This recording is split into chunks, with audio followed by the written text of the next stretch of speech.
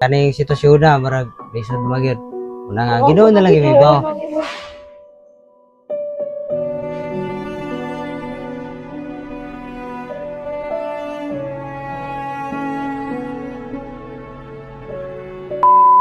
Hello, kumusta mo amigos amigas? Mayong adlaw kanyo nga tanan dako kitag pasalamat sa Ginoo tungod kay karong adlaw. Makahatod na punta og grasya mga mamog sir sa atong gitabangan kagahapong adlaw. Ug mao na lang po nitaw ng atong nahibaw-an nga sinanay di ay gipapahulay na. Tungod kay gikan man punta sa bukid no tungod kay duna punta importante kay ang gilakaw kaganinang buntag ang pag-uli nato. Tungod kay duna may nag-sponsor gipaningkamutan gitaw nato nga ihatod. Bisan pa man sa kainit sa panahon sa among biyahe kaganina dito sa bukid wala gitaw ta nagduha tungod kay kinahanglan na natong ihatod ni ang mga gipapalit pud in town sa sponsor aron na ay magamit karong adlaw sa unang adlaw sa haya ni nanay. Ug upani ko ninyo mga mamog sir sa paghatod aning konsumo no. Gikan pud in taon sa malumo kay kasing-kasing para ni Ate Grace. Ug unta mga mamog sir humanon kini nga video ang among panaghinabi ni Ate. Ug ang pag-share dili unta ninyo kalimtan. May hapon. Away gis nanay. May buntag. Siya kagwantagid. Ilang? Bagid. Lisod kayang himtang gud. Di ikaw pod lisod po kayo. Way makatiwan ba? May adlaw mga mamog sir. So narita karon sa balay ni Nanay sige to pangalan ni Nanay. Anita. Oh, Nanay Anita og si Ate Grace. So sila to ang akong gi-upload kagabi no, akong gibisita kagahapong adlaw nga luoy po taon kay sitwasyon si ate dunay stage 5 nga sa kidney nga sakit no. Oh, nya. Kato po si nanay po taon nga matug nga mag-ubo na lang po taon sa iyahang sa iyahang lingkuranan no. Hapit na tuig siya nga matug nga mag-ubo ra gid in taon atong lingkuranan tungod kay di siya pwedeng maghigda tungod kay maghuot man ang dughan tungod kay si nanay i-atake to siya te.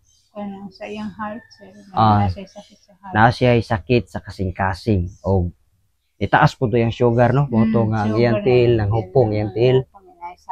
Oh, yan nasamad na tungod kay lagi naman sa nahug na siya mura diabetes siguro. No, diabetes na gid no kay naingon nato na magyud. Sa karong adlaw day mamamog sir. So mao lang gid no. Kanang subo kay nato nga huna-hunaon, subo kay nato dawaton nga si nanay ipapahuway na gyud. No, ipapahuway na gyud si nanay kaganinang buntag. Nya, doon na po'y kanang malumog kasing-kasing nga nagpadala ni nanay si Ma'am Dayday Laurito, no? Si Ma'am Dayday Laurito ang iyang gusto untang ipapalit ni nanay insure unta nga gatas para sa kananay no kay at least man lang makakaon makainom muta si nanay ana nga gatas kay pang tigulang magina. Pero kay si nanay man gipapahulay na og iyang desisyon nga iya na lang ipapalit og para magamit ni ate dire og sa mga mobilar pod ni nanay. So mao din iyang gipadala ni sa gipapalit ni ma'am no biskwit unya.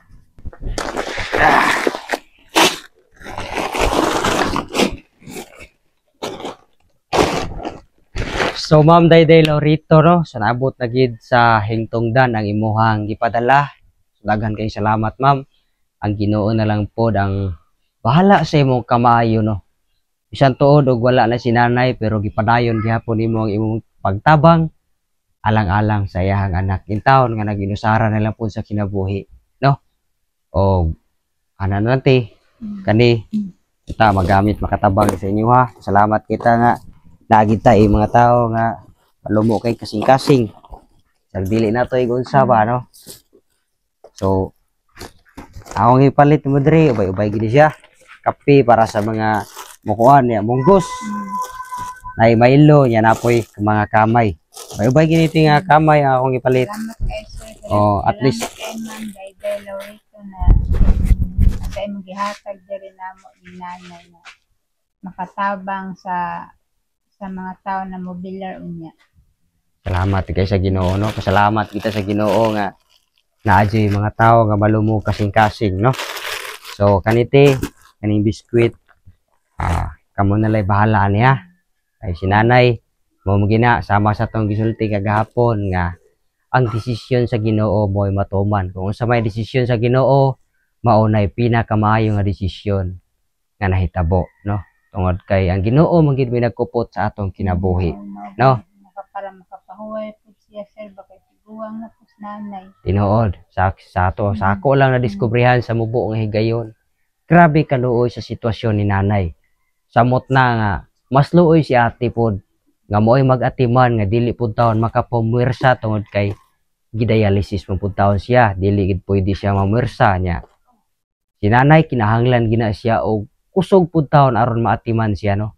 Mao na nga ang pagbuot sa Ginoo nga papahuwayon si nanay mao toy pinakamaayo nga desisyon para ni ate pod. Dili na pud siya magantos sa iya pong sitwasyon karon. So mao lang gina mga mamugser. Dako jud kitag pasalamat sa Ginoo nga naagi mga tao nga nagpakabana. Naagi na mga tao nga nagpakabana pod para ni ate. Ma'am Dayday Laurito, ma'am. Salamat kayo og please na lang po ko og support ni ma'am, no. Follow sa iyang Facebook, no, si Ma'am Dayday Laurito. Daghan kay salamat ma'am ug unta daghan pa ka pod og masuportaran nga sama nako pod nga tulay para sa mga nagkinahanglan niya. Sobra sa akong gipamaliti sa gipada ni ma'am. Ako lang po ni ihatag nimo para na kay magamit-gamit, ha. Ikanlay bahala na ti ha. Salamat kayo, sir. Salamat kayo Ma'am Dayday Laurito na itabangan jud nimo na ako ana sa imong sa kinasing-kasing jud na kuan ma'am na nakatabang sa may makatabang pa ka sa uban na hinanglan pagtabang ma'am. Salamat kayo. Salamat kay sa Ginoo, no, ma'am. Salamat kay pag-usab, ma'am. Daghan jud kay salamat. Sa ganahan pod nga mo suporta, no, sa atong advokasya sa maayong buhat. Natay GCash account nga gibutang sa atong comment section. Tanan nga mga pondo nato diha bonay atong paningkamutan nga mabahin-bahin sa mga katigulangan. Ang kwarta nga naa ang mga sponsor, ako nang ilahi sa kuha pod nga account kay dili man na ang inyong sponsor, dili man na para kuha kundi para na sa mga katigulangan. Mao na nga kinahanglan gina nato siyang lahi-lahion. Og salamat kay sa kanunay ninyo nga pagsuporta, no. Sa mga nag-share, sa mga nag-like sa atong video, sa mga nag-comment, daghan jud kay salamat og ilabi na pud taon sa pag-follow, no. Daghan kay salamat og unta magpadayon pa ni ang atong advokasya inubanan sa inyong suporta. So ana na lang te. Salamat kay sir ha, sir. Salamat jud kay sa Ginoo. Pasalamat kita sa Ginoo gyud. Tinuod subo man ginatong dawaton nga nana na litaliwan na si nanay pero naamo pud tay makita pud nga maayong rason ang Ginoo. Mao Ginoo. Ang tanang butang nga hitabo sa atong kinabuhi naam ginay. Maayong rason ang atong buhaton sa kanunay magampo lang kita tiha. Magampo ta sa kanunay nga tagan pa ta og lig-on nga panglawas, no. Magampo ta. Dili na to kalimtan sa kanunay ang pagampo kay mao mo ginay makapaduol nato sa Ginoo. Indot kayo nga magpakabuhi ta diri sa kalibutan nga dunay Ginoo sa atong kasing-kasing nga mo'y nagpatigbabaw ba, no?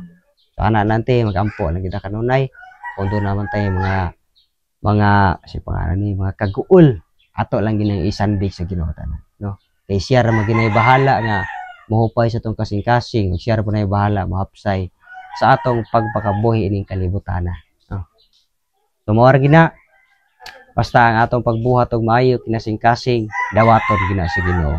So mga mambog sir, salamat kayo Ma'am Dayday, salamat kay sa imuhang grasya nga gihatag para nila kay ate ato ang naging taong nahatod nila. So mga mambog sir, padayon ra kita sa maayong buhat kay ang pagbuhat magunatong maayo di jud na makahimo nato nga dawatan. Salamat sa Dios. God bless atong tanan.